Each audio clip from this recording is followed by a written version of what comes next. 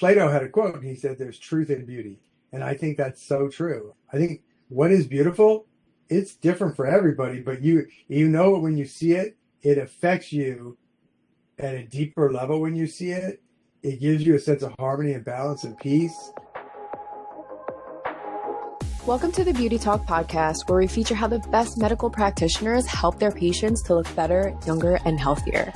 Now, enjoy the show, and here's your host. Daniel Gouw here. I'm the host of Beauty Talk. We feature the top medical practitioners in health and beauty, both inside and out. I have Dr. Scott Miller, a fellowship-trained, board-certified aesthetic plastic surgeon known for delivering refined, natural-looking results through an individualized, patient-first approach to cosmetic surgery. Based in La Jolla, California, he has built one of Southern California's most trusted aesthetic surgery practices by combining surgical precision, artistic judgment, and deep respect for preserving each patient's individuality. Dr. Miller has earned recognition from leading regional and national associations for his expertise in facial aesthetic surgery.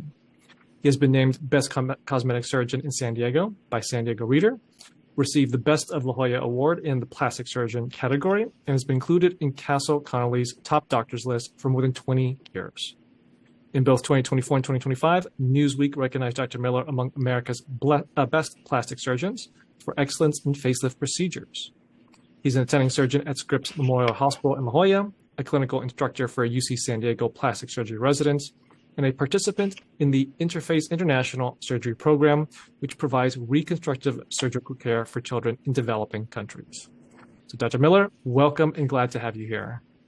Thank you. I appreciate that. I was like, I'm tired just listening to that. And I had to cut out even more of your introduction because there was so much in there. So, it's been a long career, so I've done, hopefully put the time to good use. Yeah. So let's start from the very beginning, though, Dr. Miller. What first got you interested in the medical field? Yeah, I was exposed to medicine as a kid. My dad was a radiologist, so I was always around the medical field, around the radiology reading room and such. But that's a very different medical environment. I kind of fell in love with surgery. I got the opportunity to put my head in some surgery, probably watched too much MASH on TV, if anybody remembers that TV show, and kind of loved the action. I was really into oil painting as a kid, drawing, sketching, painting, and then obviously, like a lot of people, got really into sports, kind of threw myself full into that and played college sports. And medicine, surgery, and plastic surgery, all those things meld into there. We have the art and the creativity in plastic surgery that I got from the painting. We have the event mentality and the competition that I got from athletics. We have the contribution that you get from the field of medicine in general, trying to help people, and put those all together, and you get a fairly satisfying many years. Okay. Now, you have your own practice, Miller Cosmetic Surgery. What was the journey that led you to decide to start your own practice? So, unlike maybe some others in our field, it wasn't a big ego thing, and I didn't have to be the name at the top of the bill. I just wanted to help people and use my creativity and I think reasonable judgment to try to help people. But I also wanted to do it in a very precise way. I'm pretty micromanaging, which I think is a bad feature for peace of mind and a good feature in a surgeon. So to me, when I practiced sharing office space and looked at different potential partnerships and stuff, they never were going to give me the freedom. I was briefly in academics with academic medical center. That certainly didn't give me the freedom. Working out of other offices and office sharing involved a lot of compromise. And I had a particular way that I wanted to care for patients the way I want to be cared for. And having your own practice is a stressful, costly, time-consuming way to get your own way and to be able to practice at the level and style that you really think is the way you'd want to treat a family member or friend. Okay. Now, you have this practice. I want to dive into some of the specific treatments that you do. So facelift is probably one of the most well-known out there. You're also known for facelift. But what are some of the nuances that go into facelift? Is that something that everyone who wants to look younger, is that the default option for them, or what goes into it? Not at all. It's basically, I always suggest, and I kind of go into this in my book, Authentic Beauty, to kind of step back and say, what bothers me? Because I think so many people these days are like, when should I be thinking of this? When should I do this? My friends are doing this. Should I do this? And I say, well, what bothers you? You always got to step back. What bothers you? Then you got to go to what's the cause of that. And then you got to go to, okay, what would correct that cause and address that concern. So concern, cause, correction, you should be able to draw a straight line through those and to those. And so when you say, what should people do for facial rejuvenation? The question is, what's bothering them? Now, sometimes people have really good objective aesthetic judgment on themselves, and others of us may not have that insight. So it's great to get a professional opinion, but an opinion is only as good as the place you get it from. So it has to be someone who you agree with their general aesthetic and approach. And if you do, then you can get a lot of benefit out of a personalized consultation to figure out what is it that bothers you. If it's pores and wrinkles, then look at lasers. If it's dynamic lines from your face, then Botox may fill a role. If it's troughs and hollows, then fillers may fill a role. But if it's lagging and sagging and loss of the deep tissue support, that's where facelifts and surgical facial rejuvenation can really be quite powerful. And oftentimes, obviously for the more mature patient, all of those can come into play to really get the patient the best result. Okay. Now, people also often call getting a facelift going under the knife, or I guess that's kind of a broad term for it. So sure. When people say like, "Oh, I'm going under the knife," that like there's kind of a certain connotation that goes along with it.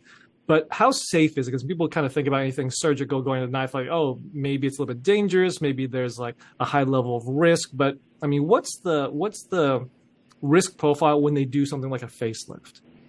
Yeah, well, the first part of your question is kind of a funny thing, because I remember early in my career, I was coming down the elevator. I used to share space in an adjacent building here, and I was on the 5th floor, so I'm coming down the elevator, and there was a doctor on the 3rd floor who had just had a big seminar. So some gals got on the 3rd floor, and on the way between the 3rd floor and the 1st floor, I got to over listen in their conversation, and one of the people was like, I don't know about that facelift, but maybe I'll do the laser thing, thinking it was a lesser thing. And, I can tell you, people who do a full face laser resurfacing and people who do a properly done modern facelift, they'd say the facelift was a lot easier to go through than the laser. So, there's a lot of misconceptions that lead to bad judgments and bad choices. So to address that part of your question, I think that first people have to, again, come back to what is it they're trying to address in the first place. What makes facial surgery these days more refined, and when it's appropriate, is when, and so the going under the knife part is, well, modern anesthesia is incredibly safe.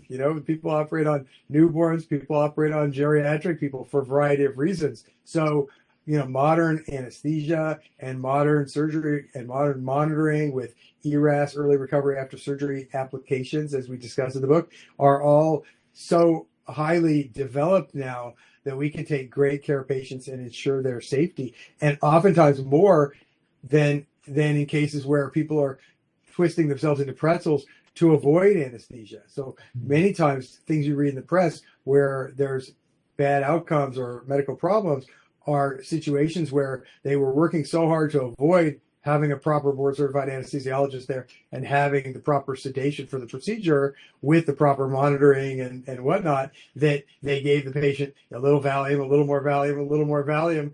And pretty soon it was anesthesia without meaning to be anesthesia and without the protective devices, monitors, and personnel there. So that to me is what a lot of times you get into trouble. I mean, Michael Jackson got in trouble because he had anesthetics given to him in his bedroom at home, essentially, to get a good night's sleep. Joan Rivers got in trouble because of procedure creep, where she was in a clinical office and they kept giving her more and more sedatives in a procedure that should have been taken to an operating room and given her proper sedation to get her procedure done, which was not cosmetic in any way that I'm aware of, but basically, nevertheless, it was procedure creep. So modern surgery and modern anesthetics and monitoring, when properly applied by an office with integrity and certification, ensuring that integrity, is very, very safe. And then it comes down to the surgical refinements to really get people the result. And that comes down to like the nuances, as they say, the devil's in the details, and really attending to the little things And that's why you want to go to somebody who's done it over and over and over and over and over, such that they're in the refinement phase, not the learning phase of the practice.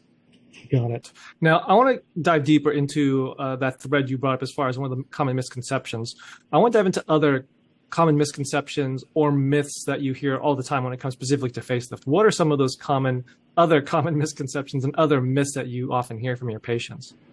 Yeah, well, when it comes to face rejuvenation in particular, it's that it has to be underdone or overcorrected, and that it's a matter that there's three versions: tight, tighter, and tightest.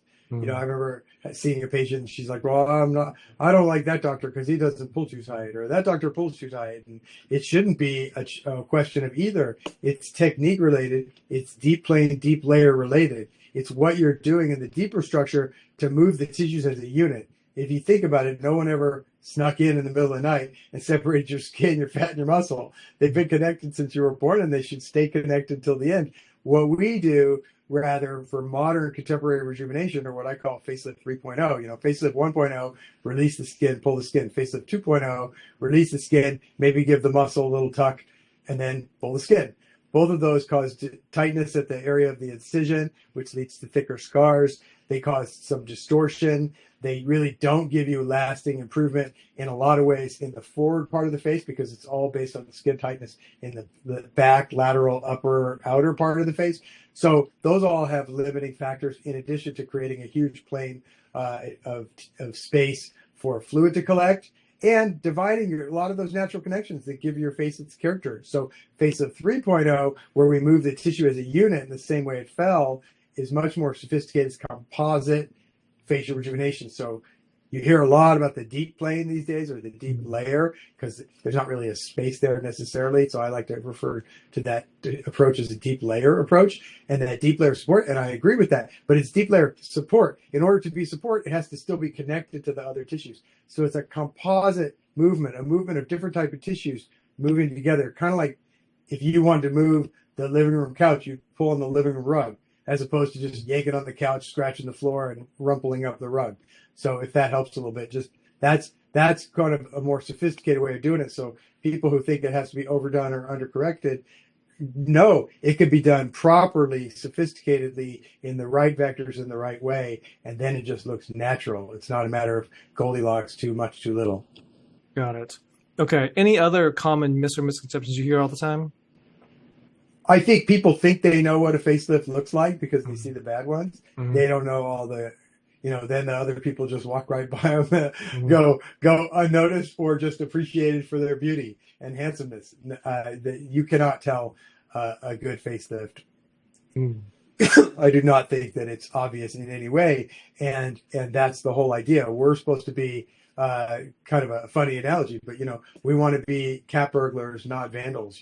We have to get in and out, and people can't tell we were there. The only sign we were there is just the enhanced beauty we leave behind. Got it.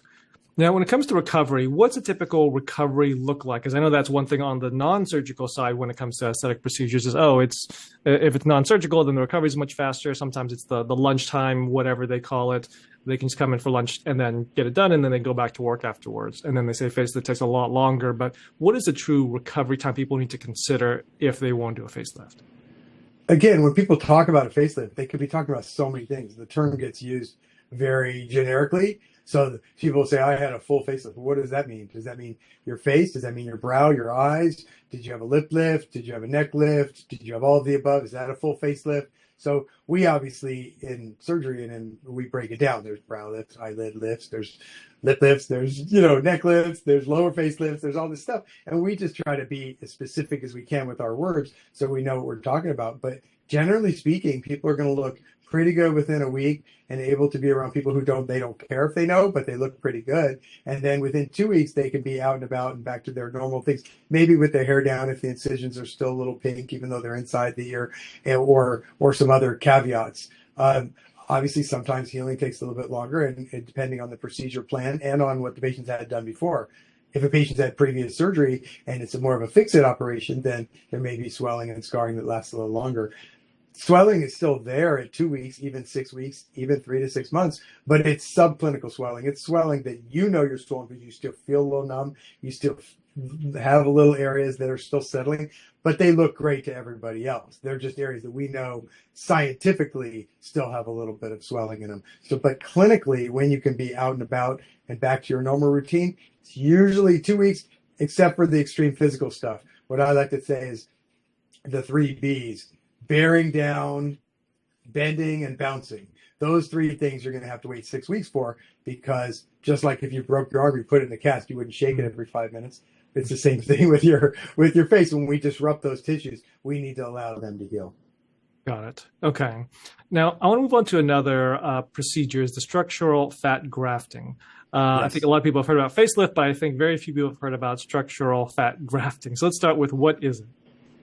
Well, so fat grafting was a procedure that was innovated quite some time ago in South America, and then kind of lost favor because of lumps or bumps or fat that didn't last. And then it was brought back by a gentleman who recently passed away, Sidney Coleman, but he kind of innovated and more of a micro fat grafting. And they've used the term nanografting and whatnot, which I think overemphasizes or over exaggerates its precision. But small fat grafting put into, as he said, parcels, kind of like planting a field. You need healthy tissue around it to supply it. It's a graft. You're taking tissue from one place, you're refining it, purifying it, filtering it out, and then putting it in another, and asking it to survive, and asking that tissue around it to nourish it, okay, until it develops its own blood supply. So that's the nature of a fat graft, as opposed to a fat flap or shift, which maintains its blood supply and is just rotated into a different area.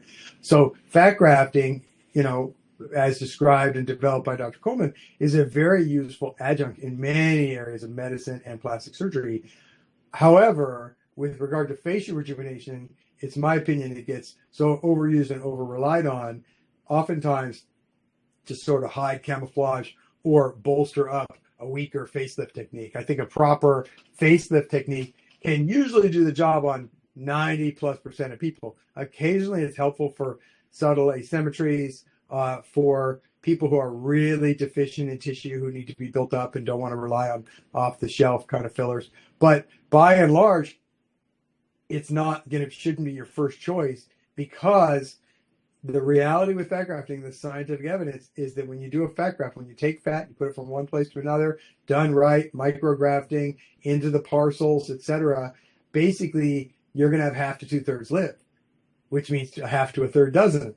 And each time is like rolling a dice. It's a random event. This is medicine, not predictability. This isn't a math equation. So what happens is you might get a 75% take on one side and a 25% take on the other side. That might be okay if you're trying to improve atrophy after steroid injection, or improve a radiated breast defect. But that's not great if you're having a cosmetic facial rejuvenation, and you were looking for as much symmetry as you could achieve. So I don't like to rely on it as my primary go-to. It is a nice refinement to have and use on the off case where it's necessary, but I think it's over-applied sometimes to camouflage weaker, non-deep layer composite facelift techniques. The reason it's referred to as structural fat grafting is that's exactly what it is. It provides structure when it's done well. It's not just squirting tissue in there in a big blob. In fact, if you squirt in a big blob of tissue, you're going to lose all the part in the middle because there's nothing to nourish it. It's not touching anything. It's placed in a parcel, structural, linear technique that can build up the tissue underneath it. And that's kind of how we use it when it's used properly and well. Okay. So as my understanding of it is, when you're doing a facelift, you would use structural fat grafting to, I guess, give them more support or more lift so they don't look hollowed out. Correct. But first and foremost, you would try to use your primary facelift technique to achieve that end. Because if you can do that, you're going to get a dramatically better and, more importantly, equally importantly, long-lasting effect. Okay, because I think when I hear that terminology, fat grafting, my first thing is that, I think about liposuction because people want to get the fat out. They don't want to put the fat in. But I guess it makes sense if you're trying to plump up or support the facelift. Correct. So again, it's definitely a useful way to transfer tissue from point A to point B. What's great about plastic surgery, plastic surgeons and I'm still in love with the field. Couldn't have picked a better field for me, my personality, my God-given skills, and then work acquired skills. So I love the field. I'm the biggest proponent around. I love plastic surgery because plastic surgeons can operate from the head to the toe. Plastic surgeries can operate from the skin to the bone. Plastic surgery can operate on women and men, and plastic surgery can operate on infants and the elderly. I love the diversity of it and the creativity of it. Plastic surgeons are, at our base and at our heart, problem solvers. That's what we do. So fat grafting is an amazing tool to have in our quiver, an arrow in our quiver, let's say, to attack that. Sometimes, like you said, sometimes with liposuction, you want to take away fat. Sometimes you want to add fat. Sometimes it's the fullness around the dent. Sometimes it's the dent, right? So you want to be able to attack things and problems as appropriate. But you also want to consider upsides, downsides, and longevity of these things that we do, as well as donor site morbidity. When we do fat grafting, we take that fat from somewhere. So we want to make sure, in our population, which is growing ever leaner, not everyone has fat to give, offer, or transfer. Interesting. Okay. Now, so that's something we have to consider these days. Yeah. Okay. Now, I want to bring up personalized skincare. I think when people think about plastic surgeons, maybe personalized skincare is not necessarily a topic they think about. It's like, oh, I'll go to my med spa, I'll go to my dermatologist or whatever for that. And I'm sure a lot of it crosses over with things like facelift. But can you talk a little more about what is the importance of personalized skincare? What can a good plastic surgeon provide when it comes to that? Yeah, I think you mentioned a variety of places people can get advice on their skincare, and I think all those can be great places. So none of those things are wrong or inappropriate, but I think plastic surgeons have, maybe a particular insight. Dermatologists are very familiar with the skin anatomy, the skin function, in theory and in philosophy and in teaching and training, and that's great. Plastic surgeons have seen the skin from the inside out, all the layers. We've used them. We use the dermis, which is the second structural collagen supportive layer of the skin. We use that for different functions and grafts and support. We put stitches in the skin all the time. We know the strength of the different layers. So that gives us a little insight into that as well. I think that both those fields can offer a lot when it comes to a patient's knowledge and application of good skincare. I think that, I also think keeping it, keep it simple, stupid, right? I don't know about you, but I don't want 10 things on my vanity. And I don't think that's a male-female thing. I don't think most people want that. We all have busy lives, and we 10-step process turns into a no-step process. Yeah. So I think it's super important to keep it simple. And, when I explain skincare to people, as I do, again, in Authentic Beauty, I kind of go over, okay, you want to cleanse, correct, hydrate, protect. Those are the steps of skincare. Every skincare product you see, whether it's at Neiman's, Nordstrom's, your doctor's office, or your med spa, every skincare product falls into one of those categories, okay? And so if you keep that in mind and you understand which category that product is falling into, you can better see where it fits or doesn't fit, where it would help or not offer anything in your own personal situation. Because at the end of the day, it comes down to the individual, the person. So, you cleanse. I mean, if you're not gonna clean your face, if you're not gonna use a washcloth or maybe even exfoliant a couple times a week, an exfoliant in the shower, and get rid of the dead skin, I mean, then what does it matter what's going on underneath if you're walking around like a lizard with a layer of dead skin over your skin? Your skin just, using a good cleanser to keep your pores open and clear, and then once or twice a week using an exfoliant or a micro scrub to kind of keep the glowing, alive skin evident and facing towards the world, then that's going to do wonders right there. So cleansing is the first step.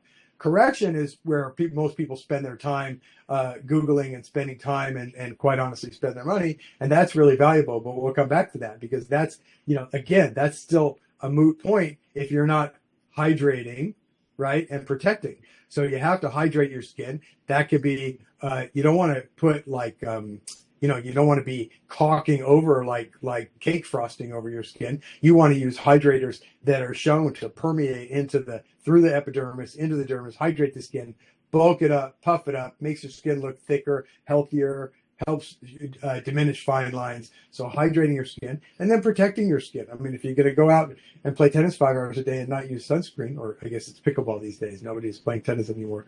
But if you're going to do that, then like, don't go spending money on retin-A and growth factors and antioxidants and vitamin C and vitamin E. Why do that if you're just going to go out and fry it all the time? Trust me, it's like food, you know. You can't exercise off as many calories as you can eat in an hour, and it's the same thing. You also can't exfoliate an antioxidant away as much damage as you can accumulate if you're not using some sun protection.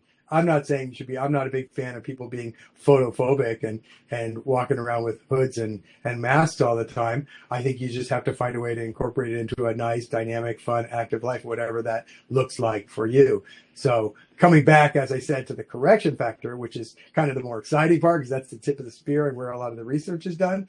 I think they're all good, and I believe in switching it up. Just like you mix up your cardio and your high intensity interval training and your strength training and your endurance training, I think you should mix up from season to season your skincare. You know, in the winter when it's dark and you're not getting as much sun, and then maybe that's a great time to use retinols for a month or two where you use them at night because they can make you sun sensitive, but they can really stimulate growth of the dermis, and thick dermis equals smoother looking, tighter skin.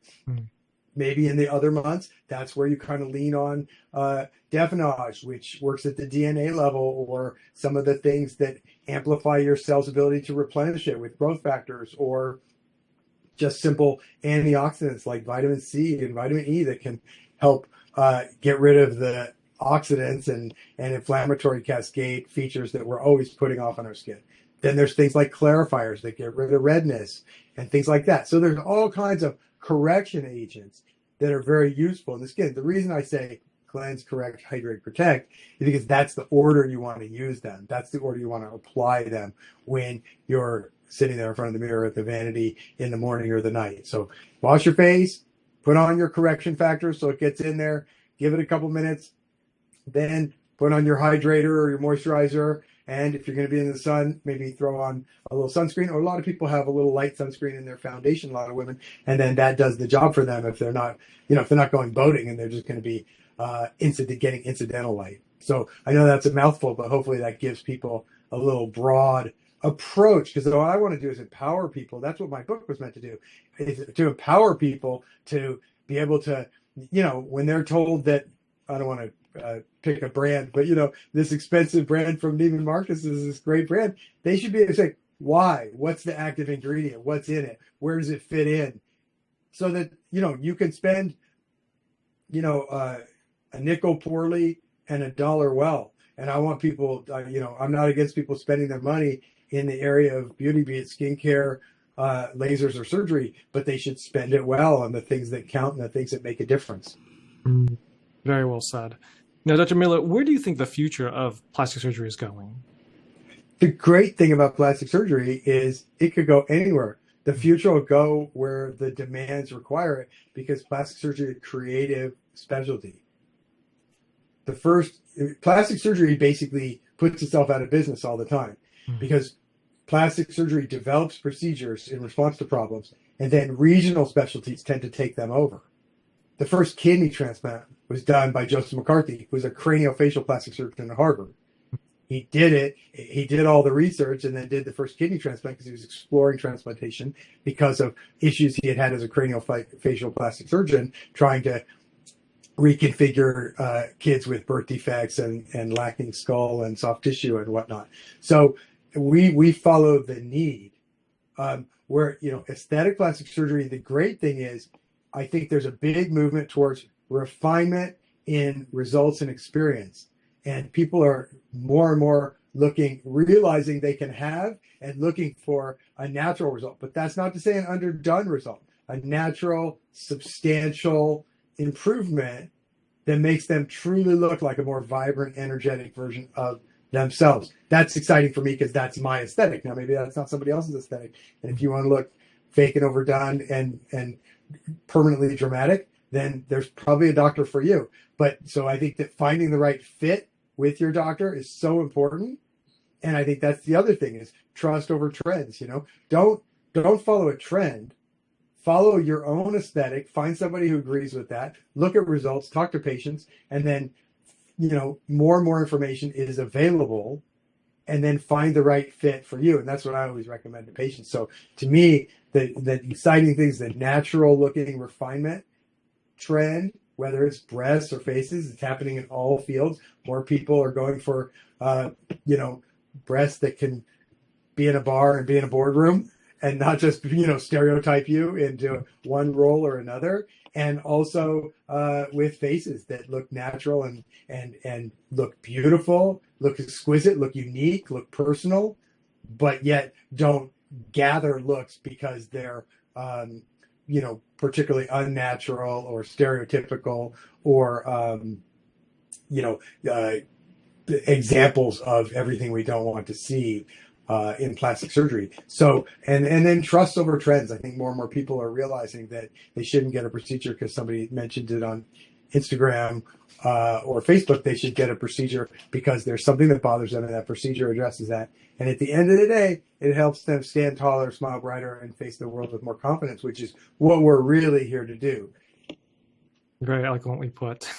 Okay. Well, Dr. Miller, I do have one last question for you, but before I ask it, I do want to point people to your website at millercosmeticsurgery.com. I appreciate it. Yep. Last question for you. What does beauty mean to you? It's Plato had a quote, not to get too erudite, but Plato had a quote, and he said, "There's truth in beauty." And I think that's so true. I think what is beautiful, it's different for everybody, but you know it when you see it. It affects you at a deeper level when you see it. It gives you a sense of harmony and balance and peace, and kind of a warm feeling. And that's what beauty is peace, and it's balance. It's a river that's still and not turbulent. And I think it's when everything's in harmony and balance and fits together and is reflective of everything else around it. So to me, people are beautiful when their outside matches their inside and vice versa, when it's an honest, truthful reflection of who they are. And those are the people we see are happiest with plastic surgery. If you're an unhappy person and you have plastic surgery, you're going to be a better looking, unhappy person. So I suggest people, know what their priorities are in life, pursue those priorities.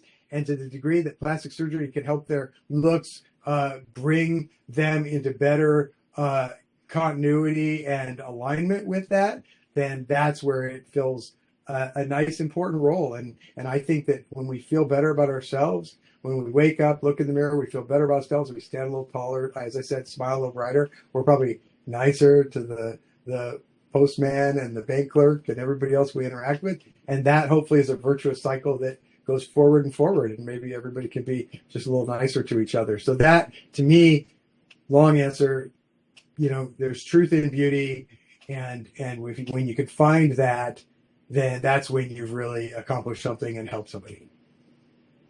Okay, well, there you have it. Dr. Miller sharing his expertise. So, Doctor, where can people contact you and your practice? Yeah, again, at our office at millercosmeticsurgery.com is the website.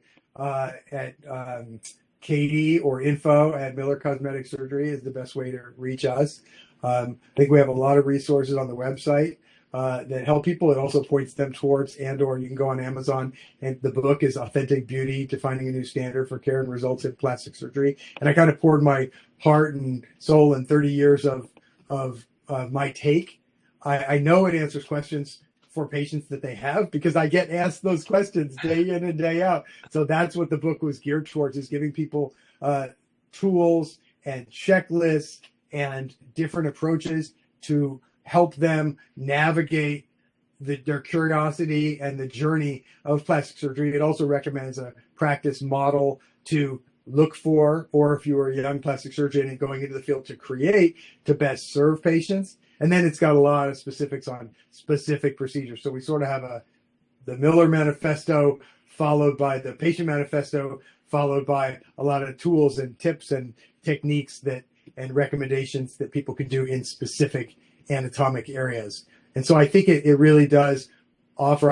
The feedback we've gotten from a lot of people, even people who had medical issues that were different than aesthetic necessarily, is that a lot of the charts and tools and checklists and whatnot, decision aids, were very helpful in navigating their medical journey. So if I can contribute in that way, that's a fantastic feeling. And if people need more advice, again, millercosmeticsurgery.com or Authentic Beauty on Amazon are both great places to get that information.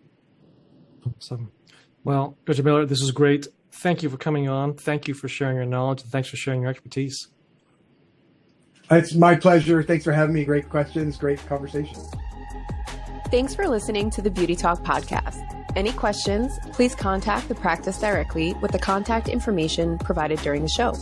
We'll see you again next time. Bye for now.